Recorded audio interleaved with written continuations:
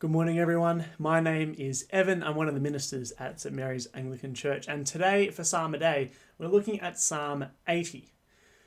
If you haven't read the psalm, it'd be a very, very good idea to stop the video and do that now, because I'm actually not going to read it. I'm not really even going to talk about the psalm. I'm going to talk about something else, but I'm going to talk about something that happens in the psalm.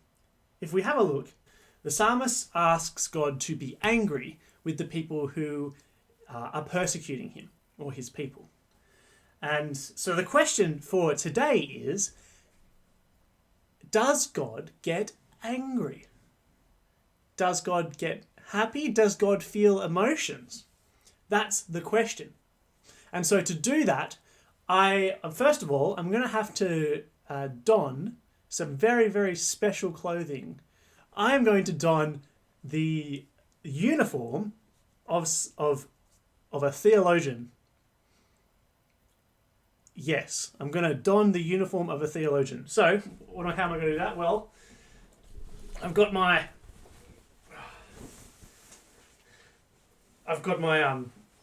my suit jacket.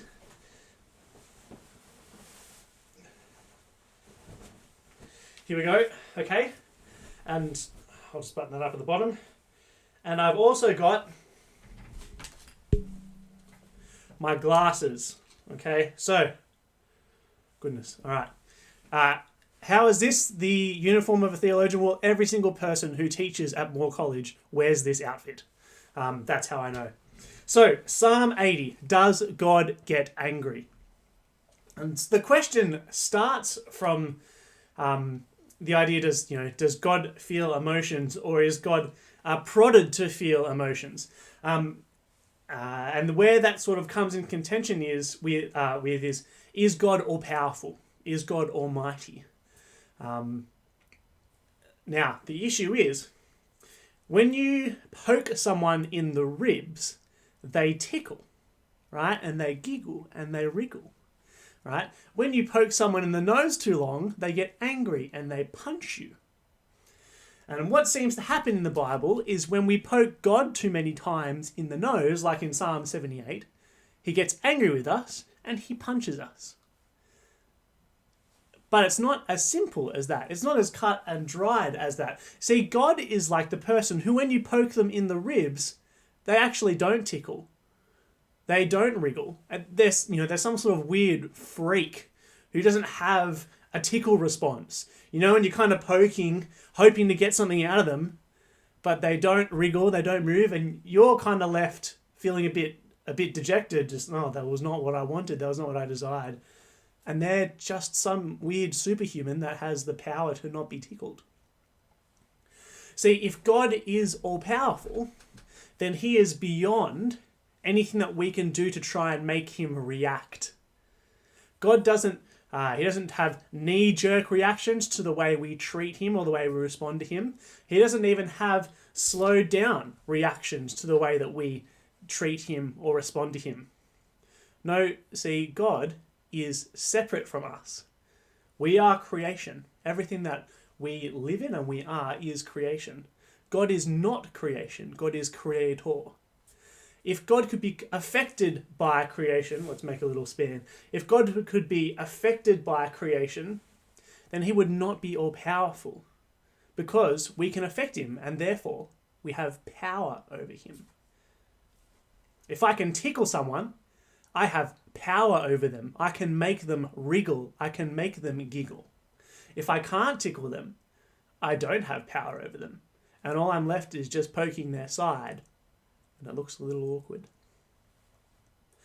And so, if we cannot affect God, if we cannot tickle God, then how can we ask God to be angry? Or how, in the Bible, like it says, can God be angry? Or can he be happy with us? Or can he take joy in us? And the answer is, because he allows himself to.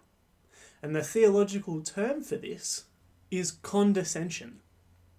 Usually we use that word when someone speaks to you in a way and it makes you feel a little bit little, makes you feel like they're trying to belittle you and you say, that's a bit condescending.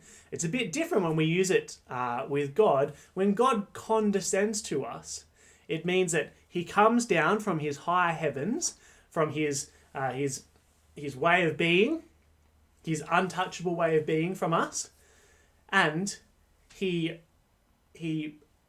relates with us and he interacts with us. He's not affected by us. We can't tickle him, but he allows himself to be angry. He allows himself to I was going to say love, but that's a different issue. He allows himself to have joy. He allows himself to be angry. He condescends to relate with us. Now, the image of that is, to kind of put it into an analogy that we're running with so far, you try and tickle God, and he might wriggle, he might giggle, but it's not because you're tickling him.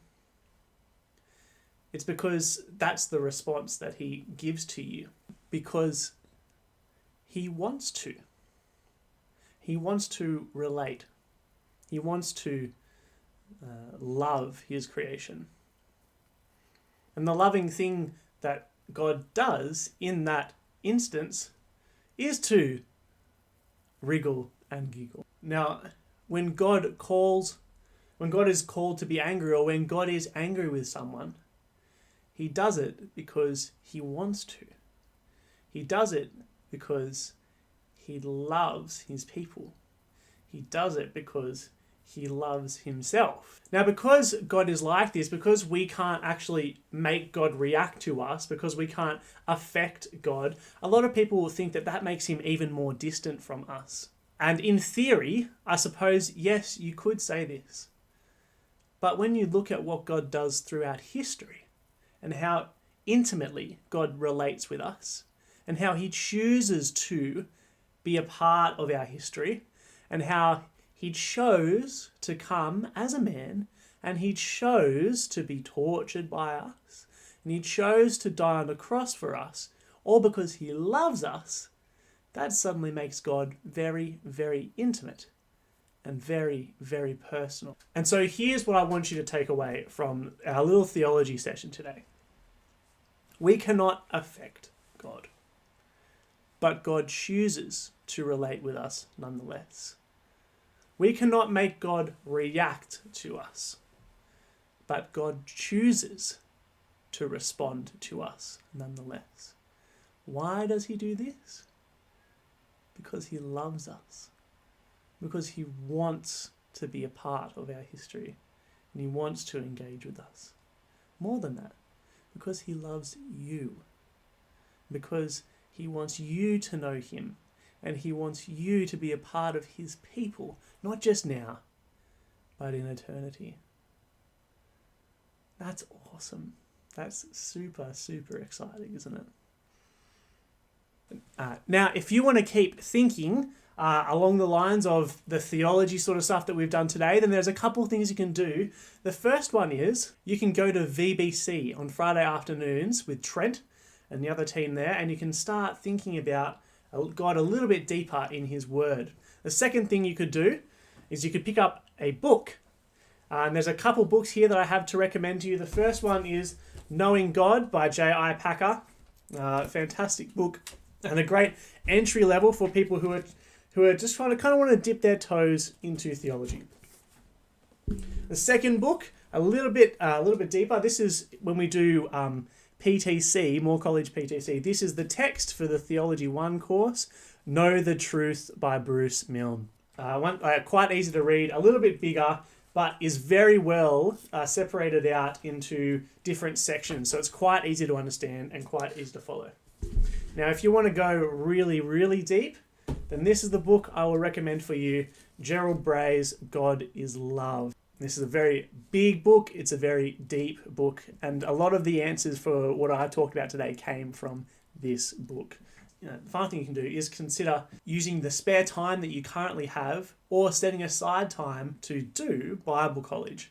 Whether you do that part-time, you do that from home, studying from distance, or you decide to set aside a couple of years, or 1 year, 2 years, 3 years, 4, to study a Bible course.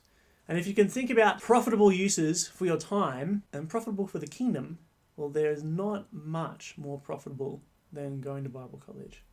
So, I hope you've enjoyed today's Psalm a Day.